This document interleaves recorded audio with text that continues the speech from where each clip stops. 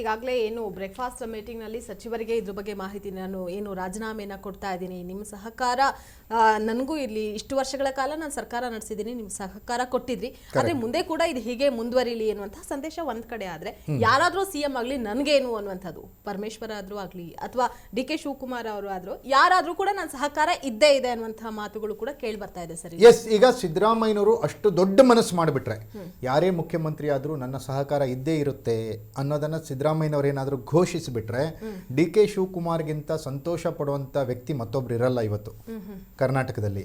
ಡಿ.ಕೆ. ಶಿವಕುಮಾರ್ ಕೂಡ ಅದನ್ನೇ ಎಕ್ಸ್ಪೆಕ್ಟ್ ಮಾಡ್ತಾ ಇದ್ದಾರೆ.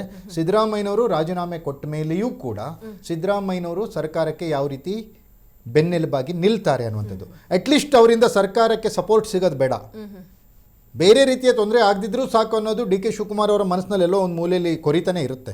ಫಸ್ಟ್ ಆ ಸ್ಥಾನ ಏನಿದೆ ಅದು ನನಗೆ ಬಂದ್ಬಿಡ್ಲಿ, ಆಮೇಲೆ ಮುಂದಿನ ಏನಿದೆ ಅದೆಲ್ಲವನ್ನ ಕೂಡ ಸವಾಲುಗಳನ್ನ ನಾನು ಎದುರಿಸೋಣ ಅನ್ನುವಂಥ ನಿಟ್ಟಿನಲ್ಲಿ ಡಿ.ಕೆ. ಶಿವಕುಮಾರ್ ರೆಡಿ ಆಗಿರ್ತಾರೆ. ಡಿ.ಕೆ. ಶಿವಕುಮಾರ್ ರೆಡಿ ಆಗಿರ್ತಾರೆ. ಯಾಕಂದ್ರೆ ಸಿದ್ದರಾಮಯ್ಯನವರಂತಹ ಒಬ್ಬ ಹಿರಿಯ ನಾಯಕರನ್ನ ಎದುರಿಸಿ ಅಧಿಕಾರವನ್ನು ಕಿತ್ಕೊಳ್ಳೋದಿದೆಯಲ್ಲ, ಡಿ.ಕೆ. ಶಿವಕುಮಾರ್ ಹಿಂದೆ ಸದನದಲ್ಲಿ ಹೇಳಿದ್ರು, ಯಾವುದೋ ಒಂದು ಅಧಿವೇಶನದಲ್ಲಿ ಹೇಳಿದ್ರು, ಯಾರು ಎಸ್.ಎಂ. ಕೃಷ್ಣ ಇದ್ದಾಗ ನನಗೆ ಮಂತ್ರಿ ಸ್ಥಾನವನ್ನು ಅವರ ಮನೆ ಬಾಗಿಲಿಗೆ ಒದ್ದು ಬಿಟ್ಟು ನಾನು ಕಿತ್ಕೊಂಡೆ ಅನ್ನುವಂಥ ಮಾತನ್ನು ಡಿ.ಕೆ. ಶಿವಕುಮಾರ್ ಅವರೇ ಹೇಳಿದರು.